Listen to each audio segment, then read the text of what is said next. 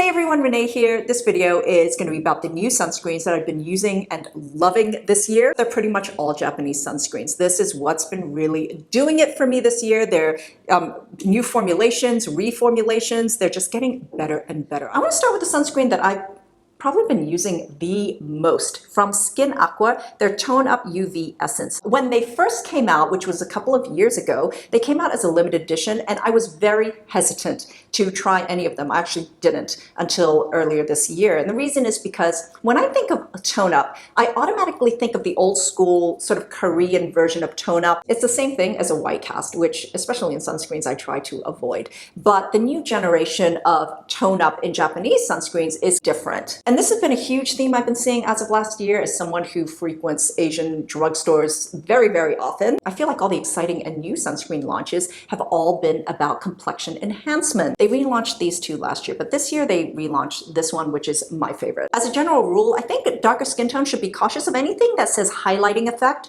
or has a lavender purplish brightening tone to it. This could potentially leave some kind of cast. So the Superstar, which is my personal favorite and to date, the most flattering sunscreen I have ever used is their Latte Beige. This does something that really levels up the appearance of my skin. And again, it's subtle but noticeable. This has a Latte Beige tint, which is a very accurate description of it, but it's very sheer. So there is no coverage to this, completely shears out. But what's great is this is a sunscreen that could be used on even darker skin tones. I've repurchased this so many times. There's something about this formula, just the way it spreads, applies, how hydrating it feels and how it makes my skin look. It's just different from anything else I've tried. These two have the extreme water resistance, friction resistance, as well as sweat resistance. This one doesn't have those claims, which may attribute to why it feels a little different. By the way, there's also mint green available to counter redness, although I've not been able to get my hands on it. So yeah, if you're familiar with any Skin Aqua formulas like this super popular one, their UV Moisture Gel, then you'll know exactly how elegant the texture is. By the way, this is the 2023 reformulated version. If you love the previous versions, you're still going to absolutely love this. User experience has not changed, and I think there's additional filters. These dry down, they're non-invasive. You don't feel them on your skin, great for oily skin, but also great for drier skin types as well. There are a few Allie sunscreens I want to talk about, which I have been loving. They really came on my radar in a big way last year because they just came out with this new extensive line, and you would see it stretching across the shelf like so many different varieties. It's taken me about a year to really go through all these sunscreens, or at least the ones that I was most intrigued by, to come up with a good starting place, let's just say. I think if you're going to start out trying Allie sunscreens, start off with these two. Allie is part of the Kanebo group, and I feel like they just went through this massive revamp. The brand has a commitment to the environment. They're using less packaging or less plastic in their packaging, and even in their formulas, they're trying to be more eco-friendly. So out of the two that I love, I feel there's one that is better suited for oilier skin types and one that is better for the non-oily skin types.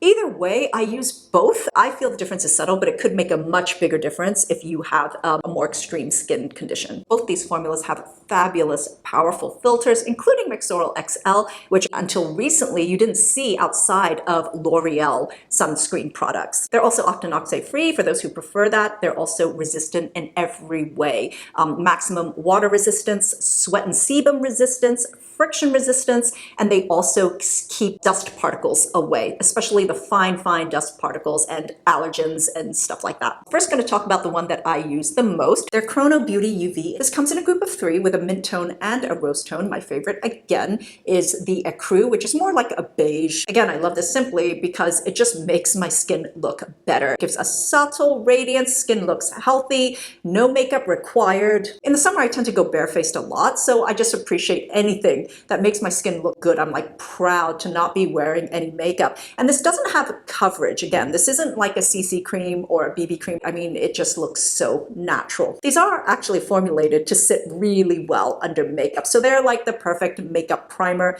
Completely weightless. I would say this one does feel very hydrating to me. This is extremely sheer, not cast on me, but since there is a mixture of mineral and chemical filters, I would be cautious if you have a darker skin tone. The Facial Gel UVX is meant for those with oilier skin types, so it does have some sebum control to it, and it really does something wonderful with just blurring the pores. This is even more lightweight. I love using this during the summer. I'm not sure I could use it during the colder, drier winter months, however. It's worth mentioning though that I do find this sits really well over dense and heavy moisturizer. It will remove some of the shine, blur some of the pores. I mean, it makes for an excellent makeup primer, truly. Weightless, easy to apply, goes on like silk. I mean, I'm a fan. I've talked quite extensively already about the Cheek UVs from Allie, which came out just a few months ago. I have been loving these so much. In fact, I have a whole makeup routine that uses just UV formulas. Warm orange and lucent pink, I love them both. I use them both. There's another one, which is more of a highlighter. I don't love that one so much because I feel like it is a bit thick. These are beautiful and silky and almost like watercolor. And then that one's kind of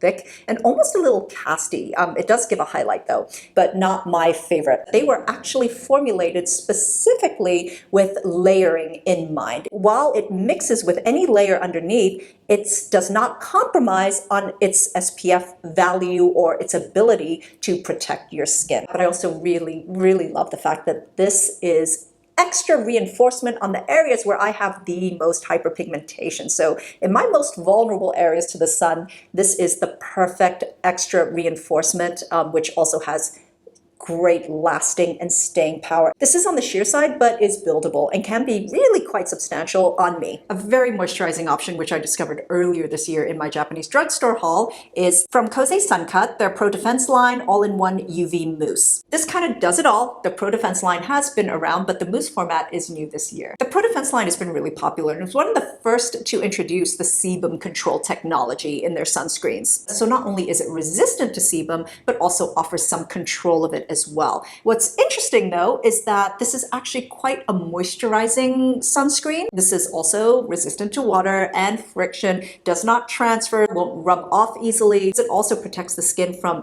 allergens and dust particles and pollution particles from entering into the pores as well. This dispenses a dense ball of mousse. In fact, you really have to be careful about how much you dispense because this liquefies instantly into an almost oily texture. The user experience reminds me very much of another one of my favorite sunscreens, which is the Anessa UV Mild Milk. When you're applying it, it actually has a bit of an oily texture. It spreads really well and evenly, but it feels a bit oily, eventually will dry down, and the finish is actually kind of matte, in my opinion, and grippy. If you have oily skin, you might find that texture a little uncomfortable. I personally, don't mind it because it does dry down, but also it's got this grippiness, which makes for an excellent makeup primer. This does have a blurring effect around the pores. I feel like it actually brightens my skin. It does also contain zinc oxide for those of you with darker skin tones. You might want to be cautious there. On me, there's no cast or chalkiness. This is also one of the very few Japanese sunscreens that comes without any fragrance. All of these sunscreens require a good double cleansing to properly remove them. The first step, oil-based cleanser, is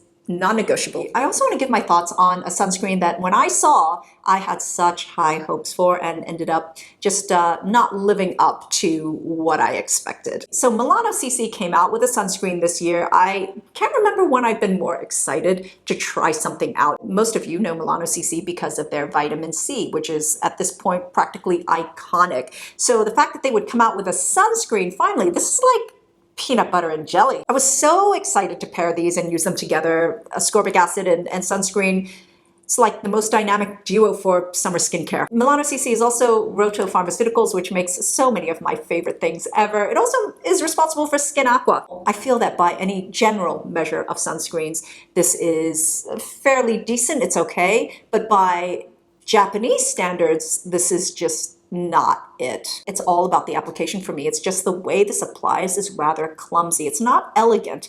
And it even applies in a way that I feel is quite patchy. And I'm hoping that maybe it's just I got a defective tube, maybe. So this was one of my favorite releases from last year, the Biore UV Aqua Rich lotion. This and the reformulated Anessa. This is one of the most elegant textures I've used in sunscreens. It feels so comfortable on the skin and super hydrating. This year they actually came out with a whole bunch of new formulas, including mists and sprays, but this is the one that I was most curious about. This is their highlight lotion. So this one is for like skin radiance. Their Aqua Rich Aqua Highlight Lotion. So this does have a glow radiance effect, but not that sort of added pigment correction part to it. And for that reason, I feel that it actually does does come off a bit casty. So with anything highlighting and only highlighting, I would stay away from with darker skin tones. But even for myself, I just don't want that. Between these two, I will always continue to reach for this and get this. This is pretty much unnecessary. So that's it, everyone. That's my review on some of the new Japanese sunscreen formulas that have come out, if not this year, the year before. Thank you so much for watching, and until next time, I'm wishing you great skin health. Bye!